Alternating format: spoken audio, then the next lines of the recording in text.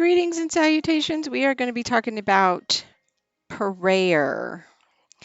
And because this is a Wednesday night call is about prayer. So tonight, prayer, there are 5 types of prayer. And those 5 types of prayer are supplication, thanksgiving, adoration, confession, and intercession. So we are going to go through those, and then if you guys have any questions, concerns, you let me know. There's also going to be homework at the end of the night. So I will send the Google form with the homework. The Google form will also be in the description box below, and you can go ahead and put your description in there. Also, if you want to book a reading, if you need anything, just click the description box. My link will be there in the description box. Or you can just go on over to my profile page, go to my TikTok. My TikTok page has everything there. Anywho, let us get started. So, when we think about prayer, there was a question that was asked in a group that I was in, and a lot of people were talking about how they get up early in the morning, and how they do prayer in the morning. And it was one of the coaches that was there. One of the coaches says he gets up every morning at 3 o'clock, and then his teammate was like, well, I can't do 3. I can do 6, but I can't do 3. So one of the things that was, well, and I don't want to say concerning, one of the questions that came up within the group was a person had inquired on that. And they said, I try to get up at 3 o'clock, in the morning, early in the morning, and I want to do my prayer. And so my question is, how do you guys pray? And so I thought about that because I was like, man, like prayer it's to me, I will say it's easy for me. It's an easy thing for me because that's where I am gifted at, is in that space. And so it was, how do you answer this question? And so as I'm going through, I'm seeing people kind of give their perception or the way they thought prayer should have been. And so when I thought, well, prayer, it's such a simple dialogue. It's just like a conversation. It's like me and you having a conversation, and that dialogue is there. And so I said, well, it's just kind of like that dialogue. Um, and so it's in the morning, you wake up and you just, good morning, God, I'm here. What do I need to know today? What do I need to do? Or just thanking him in the midst of, thank you for waking me up this morning, giving me sight in my eyes, vision, sight in my eyes, hearing in my ears. You start off with those things of thanksgiving, and then it leads to the supplication, the adoration, the confession, and the intercession. So it kind of leads to all of that. It all depends where you start. So prayer is not, it's not, there's a simplistic way to do it, but I know a lot of people have a hard time with what that looks like. And for all of you people out there that are going to be watching this, please don't say anything about my background, okay? Right now, I am in between blessings, and Jesus knows that I need a bigger place, and I need an office. I need a space with an office, so this, y'all won't be seeing my bedroom, okay? Anyway, let us move on. So when we think about prayer, for me, prayer is having a conversation with my friend.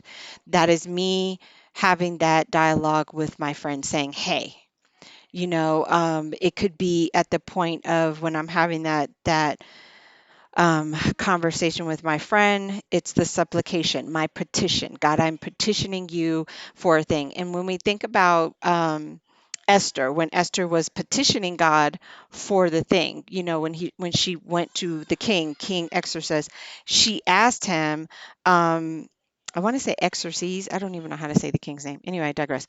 Anyway, so when Esther went before the king, she said, and he said, well, what is your request? What are you requesting? Even up to the ends of all of the kingdom, I will give it to you. What is your request? The petition. So it's like how you would ask your spouse, your mate, your friend, that petition. It's like that petition. I'm coming to God with the supplication. I have a request, or I'm asking you for something. The Bible tells us to ask and it shall be given unto us. And If we knock, the door will be opened. So when we get down to the asking factor, the scripture context that comes up is Matthew chapter 7, verse 17 through 12. And that is the asking. So it's God, you're asking your friend because God is your friend. You're asking your friend for a thing. Um, Excuse the noise in the background. I have a family. So again, yeah, pray for a bigger place where there be a room that I can go to and I don't have to have all this noise and I could be professional. Okay, what I say? Uh, Matthew chapter 7. Didn't I? Chapter 7. 7. Oh, that just twisted all the way around there. 7 through 12. And so what this is in this dialogue, what I will tell you is when you get into your word, you want to have different languages or different readings of what the word looks like, because in that you'll be able to navigate through what it is. Okay. So a simple guide for your behavior is where it starts. And so your behavior is, it's like he's saying, don't bargain with God. There's no reason for you to bargain with God. This is out of the message. Reading in the message, it says, don't bargain with God. Be direct. Ask him. We don't bargain with our friends, so ask him. You don't bargain with your mate, just ask. There's no bargaining with God. You just ask him. Ask for what you need. This is the Message Bible. It says, and starts in 7 through 11. And so in the Message Bible, it gives you a chunk. And so in that chunk, it gives you the dialogue of what the writer is telling you in the message. So in the message, there's this chunk and it gives you from 7 to 11. This is what the dialogue is in between there. When you get into the King James Version, it kind of gives you bit by bit and then it breaks down the bit by bit. Whereas in the message, it kind of chunks it together to tell you what that looks like. So the whole incumbent of this text is telling you don't bargain with God. There's no reason for you to bargain with God. It says, ask for what you need. This isn't a cat and mouse. It's not a hide and seek. It's not a game that we're in. God says, just ask. Please forgive the background noise. Okay. I promise you, because if I press pause, it's going to be over, and if I get up, I don't know what's going to happen. So if your child asks for bread, do you not trick him into sawdust? He says, if you ask for fish, do you scare him with the live snake on his plate? It says, as bad as you are, you wouldn't think of such a thing. You're at least decent to your own children. So don't think that God, you being God the Father, would do such a thing to you, and who conceived you in love will be even better. Here, verse 12. So it goes from 7 to 12. Now, 12 is like a chunk of its own. Okay, and it says, here is a simple rule of thumb. Guide your behavior. Ask yourself what you want people to do for you, then grab the initiative and do it for them. Add up God's laws and prophets. This is what you get. So it's like kind of like that reciprocity of giving and receiving. What he's saying is, ask me for a thing and I will give it to you. So that is the first context